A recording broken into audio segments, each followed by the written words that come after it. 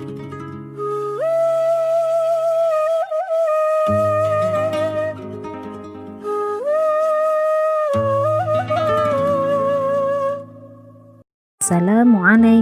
warahmatullahi wabarakatuh. Hari ini kita akan mengulang kembali pembelajaran tentang iman kepada Rasul-Rasul Allah. Sebelum saja lanjut, perhatikan video ini sampai akhir, karena di akhir video ini akan ada pertanyaan yang harus kalian isi. Untuk hari ini kita akan membahas tentang gelar ulul azmi. Fasbir kama sabara ulul azmi minar rusuli wala tasta'jil lahum.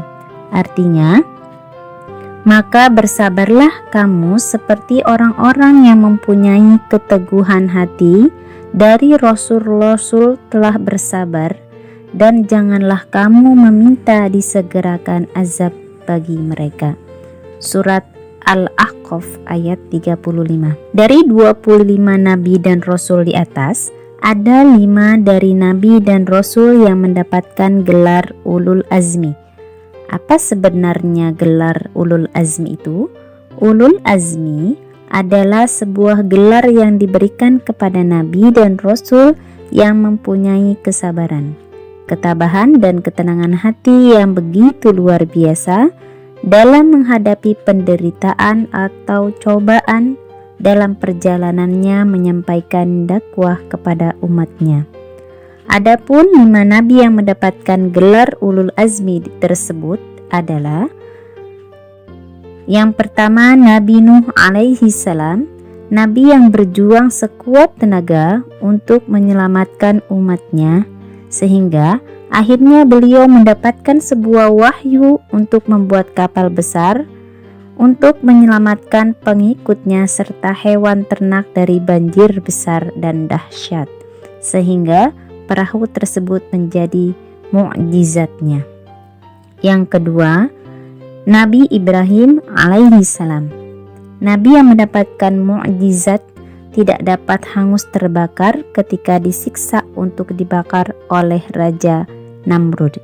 Yang ketiga, Nabi Musa alaihi salam, nabi yang mendapatkan mukjizat tongkatnya bisa berubah menjadi ular yang besar, serta tongkatnya bisa membelah Laut Merah ketika dalam proses dikejar dan mau ditangkap oleh Raja Fir'aun.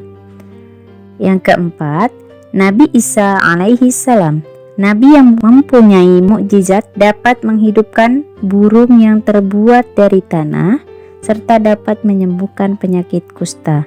Yang kelima, Nabi Muhammad sallallahu alaihi wasallam, nabi akhir zaman yang mempunyai beragam mukjizat, yaitu keluarnya air dari jari-jarinya untuk berwudu dan minum umat muslimin, dapat membelah bulan menjadi 2, naik ke langit Sidratul Muntaha yang lebih dikenal dengan peristiwa Isra Mi'raj, serta yang terakhir adalah Al-Quran Al-Karim yang berlaku sepanjang masa.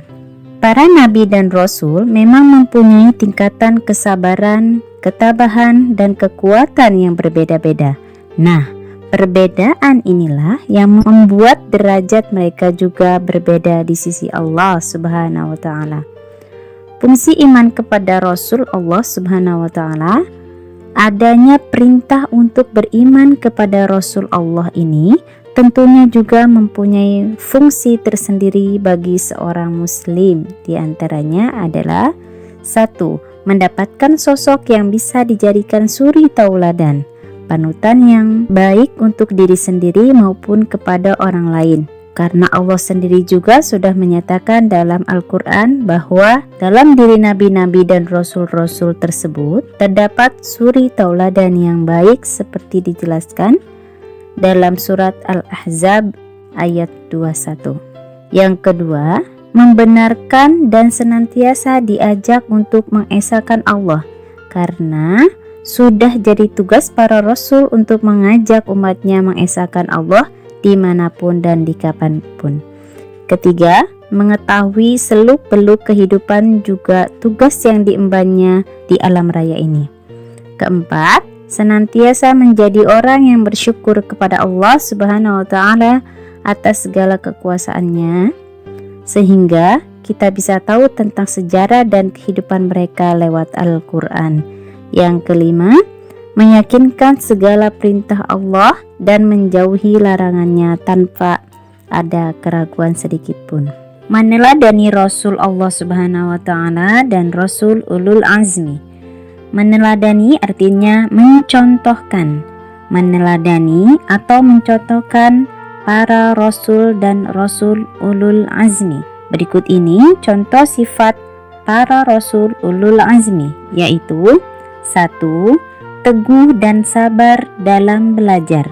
2. Teguh dan sabar dalam beribadah sholat.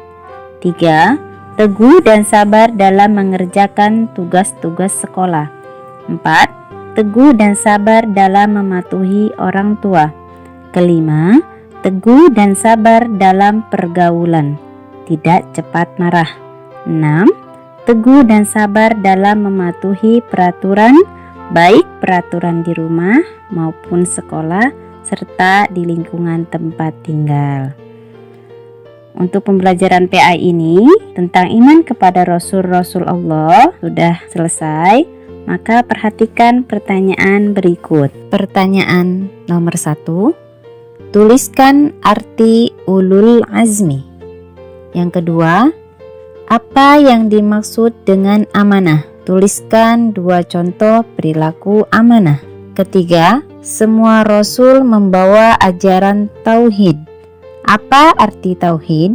Keempat, tuliskan 5 rasul yang mendapat predikat ulul azmi beserta mukjizatnya. Kelima, tuliskan 6 sifat para rasul ulul azmi. Silahkan kalian isi pertanyaan tersebut di buku tulis dan dikumpulkan pada saat kalian visit. Sekian pembelajaran PAI hari ini. Mudah-mudahan Allah memberikan kesabaran dalam kalian belajar. Jazakumullah khair. Assalamualaikum warahmatullahi wabarakatuh.